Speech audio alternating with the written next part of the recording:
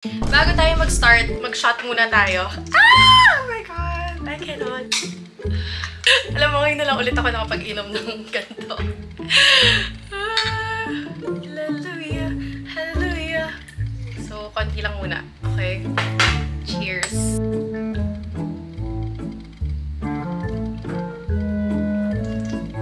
Oh my God! Masakit na rin ba ang likod nyo, guys? Girl, ako din. Before, okay lang, sige, mag-workout ka 5 times a week. Nung mga early 20s ko, 20, 21, 22, 23, 24. And okay lang. As in, nagagawa ko pa Muay Thai, and then after ng Muay Thai, mag-gym pa ako. Tapos after nun, nag-yoga pa ako. Pero ngayon, girl, grabe. Na-experience ko na yung kapag palong-palo ako mag-Muay Thai. Nababalian ako ng paa, naliliay ako, tapos nasa-strain na yung mga ganito ko. At nagpapa-therapy na ako ngayon. Kaya nakakaloka. Nararamdaman ko ng pagiging adulting talaga. As in, sumasakit ng mga kasukasuan.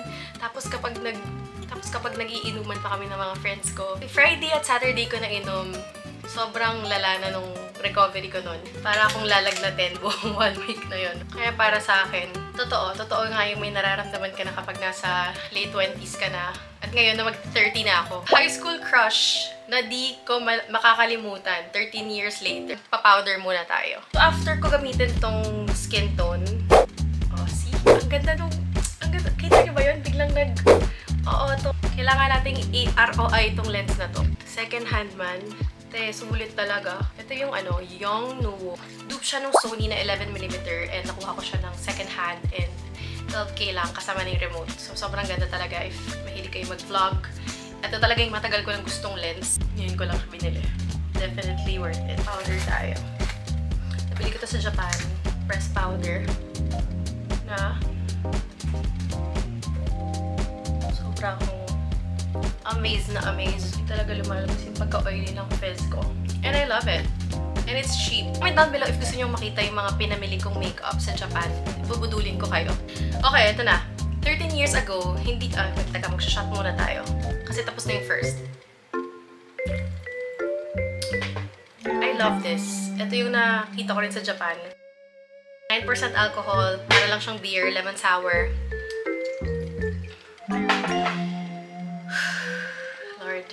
Jesus, take the wheel. Pause. God damn. 13 years ago, hindi naman naging kami. Pero grabe yung titigan naming dalawa. Parang teleserye. Hanggang ngayon, may moments na naiisip ko pa rin siya out of nowhere. Mapapaisip na ako habang naguhugas ng pinggan, kamusta na kaya siya? Ayan ha. Pero seryoso, bakit may mga tao tayong hindi makalimutan? Kung hindi sila parte ng buhay natin officially, pero memory na walang closure. Mga kapwa millennial, kayo ba? Meron kayong ganitong ghost ng past crush na kahit saan ka magpunta, sinusundan ka ng alaala niya. Ay, ang taray naman nun. Pang MMK yun, girl, ah. May mga ganito rin ba kayong what if moments sa past crush nyo? Kahit lipas na ang panahon, may tiny part pa rin ng puso nyong curious pa rin kung what could have been.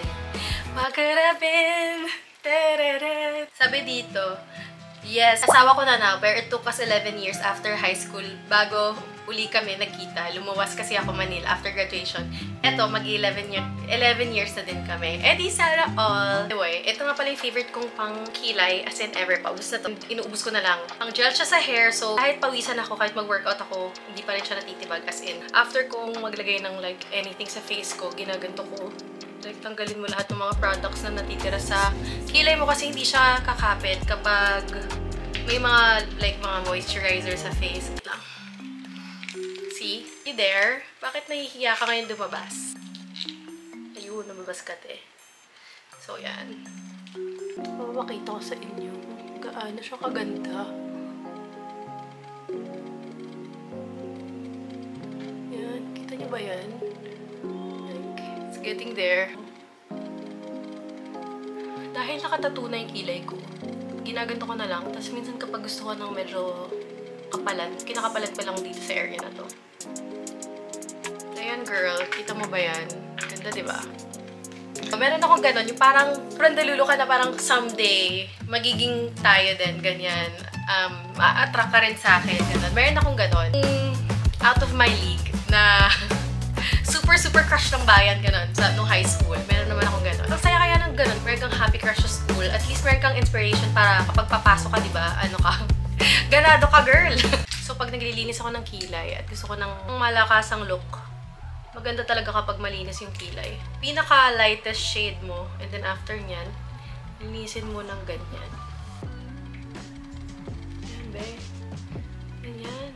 Kalat mo lang yung excess dito sa mata mo. And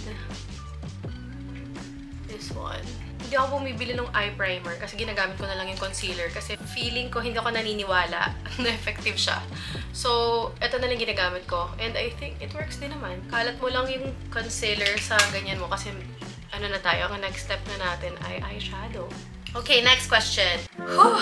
Girl, pangatlong shot pa lang nalalasing na ako. Gusto mo yun? Okay, wait lang.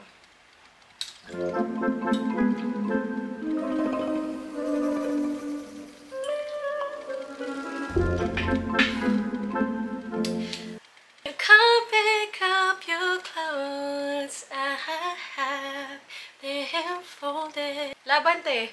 What age are you stuck mentally? Ako, 26. Whenever people ask me how old I am, whenever I need to fill out a form, for some reason, I always think I'm still 26. Haha, basta parang na-stuck ako sa ganyang age mentally. Is it just me or kayo rin? Ako personally, hindi ako natatakot sabihin yung age ko. Lagi nila sinasabi, we, 29 ka na. Mukha kang 25 or 26, mukha ko pa rin bata. Dahil nako-compliment ako, mas lalo ako nagiging proud na 29 ako. Pero dumating din ako sa age na kanyari nung, I think nung mga 27, 28 ako. Para akong nagka-cram na parang feeling ko, gusto ko pa rin maging 25 or 23 or 22 or ganang mga age para feeling bata pa rin. Pero now, dahil nga malapit ako mag-30, as in, na-overthink ko na yung age ko ngayon na 29 na ako. Like this year, magta-30 na ako soon. So, tinatanggap ko na yung parang adulthood, medyo nagiging seryoso na yung life, but at the same time, you're very sure of yourself na eto na ako, ito yung gusto ko, ito yung aya ko, dito ako na-awkward, like alam ko na yung mga thoughts ko, hindi na ako nako-confused. 25, I felt like I robbed of the time because of the pandemic. That's true. Nung nag-pandemic, parang tumigil yung buhay nila. Pero ako, in-accept ko siya. Kasi, nung pandemic, if nakikita nyo, sobrang, feeling ko yung pandemic talaga, sobrang ako naging productive.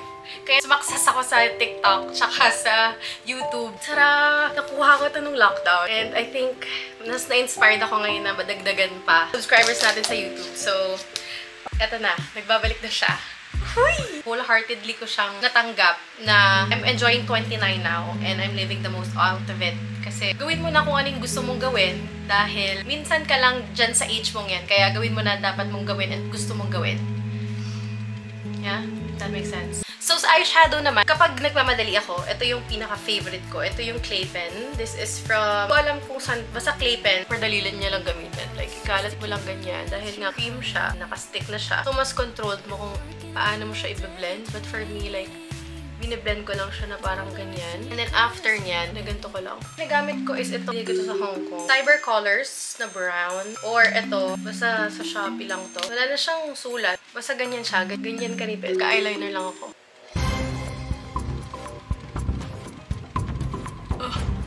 Eyeliner sa ilalim, like half lang. Mascara. Dating in 2025 feels like a full-time job. Is chivalry or effort dead? I like this question kasi iba na yung panahon ngayon. Ngayong 2025, everything is online. Madaling mag-cheat. Parang nakikita ko rin based on my observations na napapanood ko ngayon. Even in sa ibang bansa, lalo na sa US, parang yung babae na daw yung lumalapit sa mga clubs, hindi na daw yung mga lalaki. Sabi dito, Jeannie Bear 23, so true, kukunti na lang matino kausap. Ayaw ng parang interview kasi puro ka tanong. Pero pag nag-reply ka na hindi tanong, either walang reply or okay ang reply. Hirap bumuhat ng convo Oh my God, that's so true. True, no one wants to make an effort. Puro bembangan, nakaka-disappoint. Oh my gosh. Most of the time, kasi hanggang usap na lang kayo. Walang action. Or if merong action, sobrang tagal naman. I've seen lots of posts saying na talking stage lasting for months before going on a first date. Kung ganon, then maging friends na lang kayo. Hindi na pang relationship yun. In my opinion, you're just wasting each other's time. Even if sinabi mo nila agad ang intentions about dating, but the conversation vibe is just as friends. Uso ata mga slow burn ngayon na. I know, iba yung Gen Z dating ngayon compare sa mga millennials. Hindi na ata slow burn ang tawag doon pag ganyan katagal. Mas mabilis pag gumalaw tectonic plates kaysa sa mga nililigawan na ganyan. I don't know with you, pero sa akin 1 to 3 months max. Talking and dating, if hindi pa kayo official, then move on.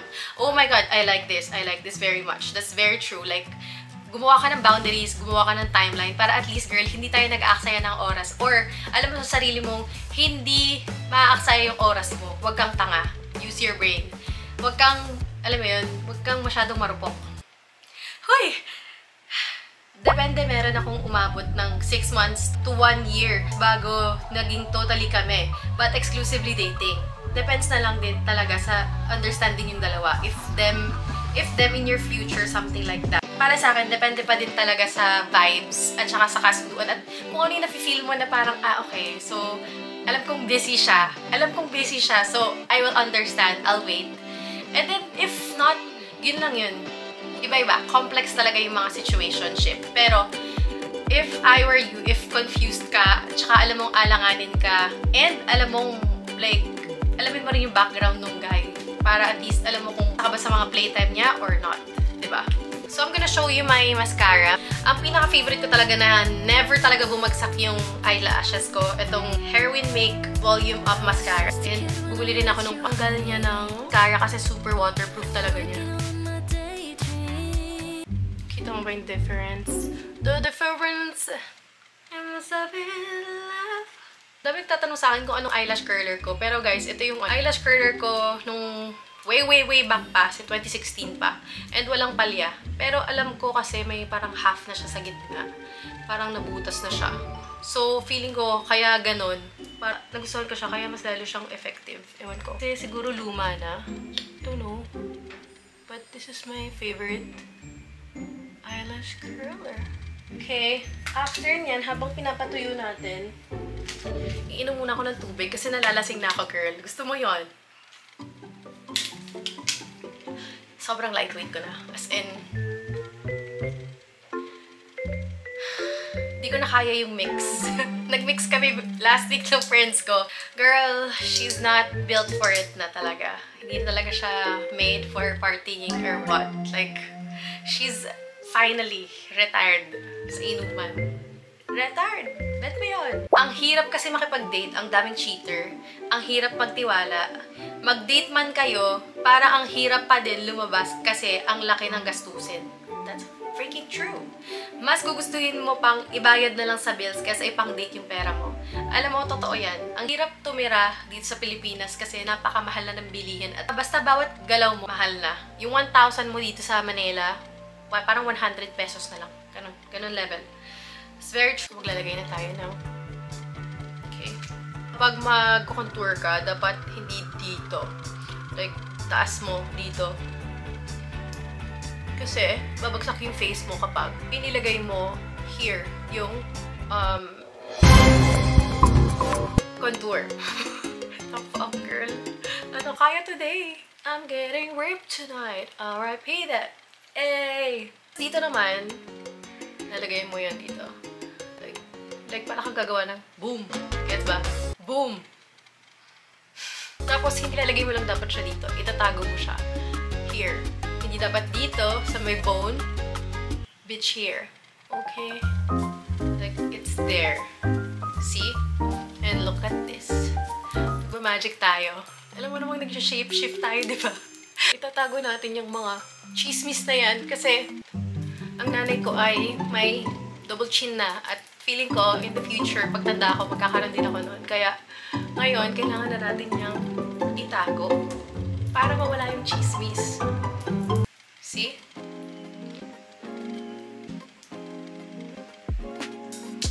I know. Ang dami kong kilala na magjowa, matagal na. Tapos, hindi nila ma-level up yung relationship nila. Hindi ganun kalaki yung sinusweldo niya. And, totally understand. That's the way it is. Maintindihan naman natin na gusto rin naman ibigay ni Guy yung best niya or yung best wedding or engagement dun sa babae. Pero, as of the moment, nag-iipon pa rin. Kaya kahit gano'n na kayo katagal, ang hirap ng situation na gano'n na tumatanda yung girl, gusto niya nang ikasal, pero hindi mabigay ni Guy kasi nga ganun lang yung like financial stability niya. Kahit ano namang ibigay mong engagement ring or wedding, as long as alam niyo naman sa isa't isa na mahal niyo isa't isa at kukonfirm muna tayo ng nose. Basta kung ang feeling ko yun naman is kahit simple lang, babae naman hindi naman yan mag-aasam ng like higit-higit pa. Kung ano naman nakikita niya sa partner niya, alam mo yung automatic na mag-a-adjust siya na kahit ano, like kahit simple lang, kahit mag-civil wedding tayo, okay lang sa akin basta ikasal tayo dahil mahal kita at mahal mo ako. Parang, girl, simple as that. At least, di ba, na-solve na natin yung problema. Te, may pinanghuhugutan si ate girl. Pero girl, kilala mo kung sino ka. Kung nanonood ka man nito, I love you, girl. Alam mo yan. Okay. Girl, you know you better watch out. Okay.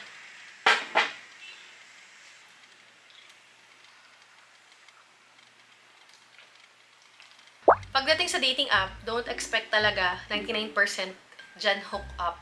That's true. Pero, marami rin akong mga kilalang cases na yung mga bagong tao na nami-meet ko, sa Tinder sila nag-meet, tapos until now sila pa din. Pinakapaganda example dyan, si Ray Hermar at saka si, ano pangalan ng guy? Basta si Ray Hermar. Sa Tinder din sila nag-meet. And I think sa Tinder, basta sa dating app. And look at them. Engaged na. Nag-download ako ng Tinder 6 years ago, pero wala pang 20 minutes. In-uninstall ko agad. Puro pang fun time halos nandun. O see? Ang chismis. Oo, Diyos ko, ang taas-taas ng HIV cases sa Pilipinas, pati teenager, unwanted pregnancy, mahirap makahanap ng seryoso sa dating apps. Kasi, super madali lang makakakuha ng one-night stands dun. Majority talaga dun for fun lang. Sad but true. I know. She's so true. Si Meow Reddit _2024. Favorite kong blush. Cliché ito. Orange. It's really good. Kasi bagay sa skin tone ko. And then, yung stroke. Hanggang dito lang. Kasi, hindi magsasnatch yung taas yan, girl! Hindi niya ba yan? Like, kinalat ko dito. Para, ganun. Pa-alien ka na, girl. Pa-AI ka na. Tapos yung brush na gamit ko, ito yung pang foundation. Kasi mas controlled ko yung brush kapag ito yung gamit ko. After nyan, feeling ko naman pantay siya. Pag feeling yung pantay, okay na yan, girl. I am already 30 years old and moved on from my last relationship. I was hoping to find a date whom I can settle and make a home with. But I noticed that dating apps doesn't work at all. To be honest, it is tiring also to meet new people. But I guess I just need to keep trying. Sobrang iba if you're dating someone na super young, kaya mas may preference na ako for 25 and above. I sincerely hope to find her soon. Aww, that's so sad. That's so true though. Kasi parang sobrang busy natin. Wala na tayong time sa term ng parents natin. Eyeball tayo or like date tayo. Kasi unang-una nakakatakot. Kasi it's like delikado na ngayon sa Pilipinas. At sobrang lala. Ang daming cases na, di ba? Parang randomly na nananaksak mga sobrang bata. But sabi ni Chaotic Mind, minsan kung kailan mas hindi inaasahan, dun may dumadating bigla. Actually, totoo yan. Based on my personal experience, hoy! Kwento na si ate girl. Ito na. Magsaset muna ako ng powder. Dito. After ko iset yan, blush na tayo. Ito yung gamit kong blush. Fresh. Sobrang ganda nito. Pinadalhan nila ako. Girl, Sabrina Carpenter ka dyan. Oh. Ito yung mga blush na ginagamit ni Sabrina Carpenter. Kaya sulit na, girl. Yung blush na to, ito rin, galing din sa kanila to. And now, ginagamit ko na. That's why, like, I'm so happy. Sa sobrang tipid ko, girl, hindi pa ako bumibili ng brush. Kasi okay naman sila lahat. And now, may bago akong edition, si Fresh. Ang kaganda ng mga ano nila. Gamitin ko tong brush na to para sa blush ko, para mas controlled ko yung pagkalat ng blush. So, gagamitin natin ito. Huy! As a beauty vlogger. Okay, pero ganyan siya. Ayan. Ayan, girl. See? Tapos konti dito. Natutunan ko lang tong trick na to sa cousin ko. Shoutout kay Ate Val. So, Sabi niya, baby, kapag magtitint ka, kailangan na rin din dito para pantay. Ay, ganun ba? So, since then, ito na ginagawa ko. Ginagawa ko dito, yung blush, tinataas ko dito kasi ganun yung kay Sabrina Carpentero, diba? Mamaya na tayo mag-shot kasi hindi ko na kaya. Minsan kung kailan mas hindi inaasahan dun may dumadating bigla. That's very true. Single ako for 5 years and then after nun, out of nowhere, nakita ko na lang yung boyfriend ko ngayon. To single millennials, bakit wala pa kayong asawa? Cheers.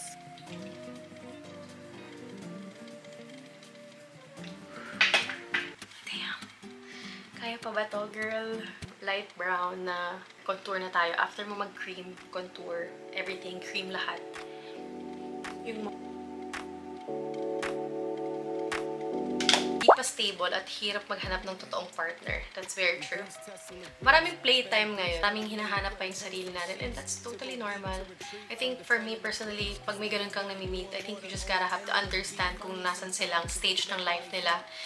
And at the same time, just let it go. Kasi maybe, malay mo kapag naging okay na siya, tapos nagkita kayo ulit, that's perfect. Next is, naglalagay na ako nitong lip tint. Pero ito yung brown.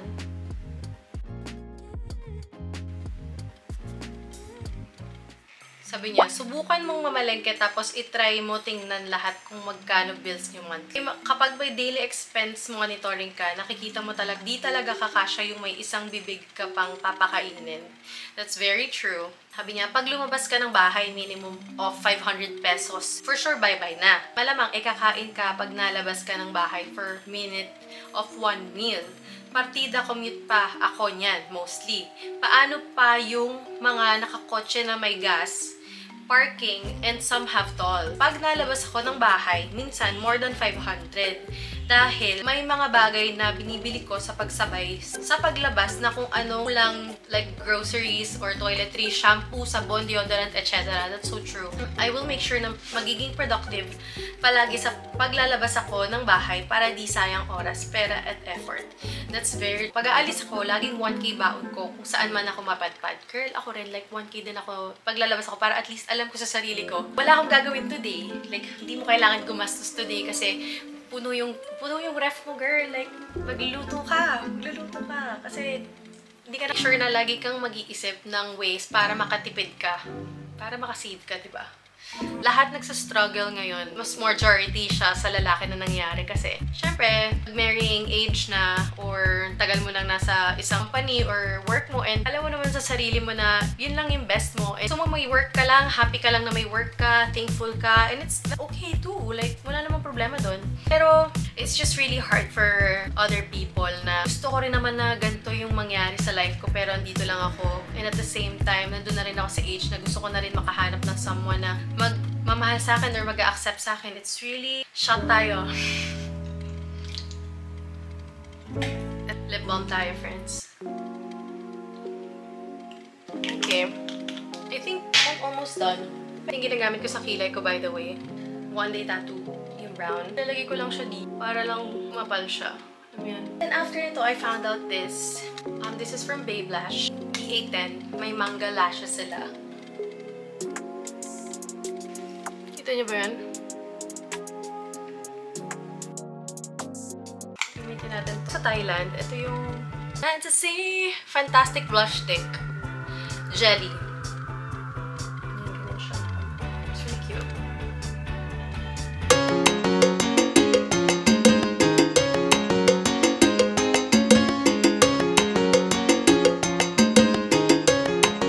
So this is the look. I think we're done. I'm so drunk. So guys, here is the final look ng ating makeup tutorial and sana nag-enjoy kayo dito sa video na to. I'm back, bitches. I'm back with YouTube videos every Sunday. I think makikita niyo to sa Sunday. Yeah, kung nakita niyo man to sa Sunday, I mean, pat on her back, girl, for not being so tamad these days. She's back with YouTube and makikita niyo yung every week kong video every Sunday. So sana supportahan niyo and mag-subscribe kayo dito sa YouTube channel na to kasi sisipagan ko na. Sana nag-enjoy kayo sa video na to. Okay, that is it for today's video, guys. Thank you guys for watching. Subscribe na kayo if bago kayo dito sa channel ko. She's back and about, girl. Yun lang, bye!